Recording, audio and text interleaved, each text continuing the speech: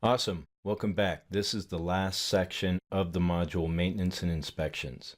In this, we're going to wrap up the maintenance conversation with repair versus replace. A sUAS manufacturer or component manufacturer may require that certain maintenance tests be performed by the manufacturer or a specified person or facility.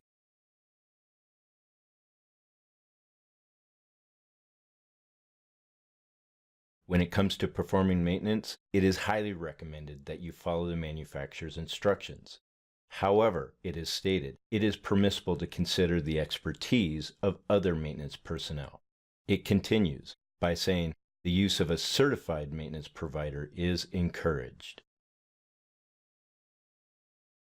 The FAA sUAS exam is easy, and a lot of it is common sense. So as a training provider, we are required to cover material if it's common sense all the way down to complex. In this case, this is a common sense item.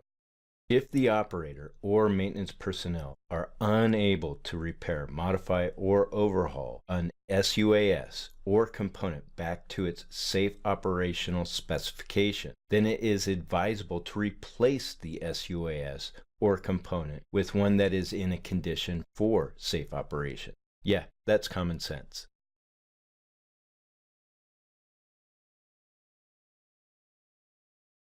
Awesome. This is the last slide. We're done. It is important that all required maintenance be completed before each flight and preferably in accordance with the manufacturer's instructions. The key point here is before each flight.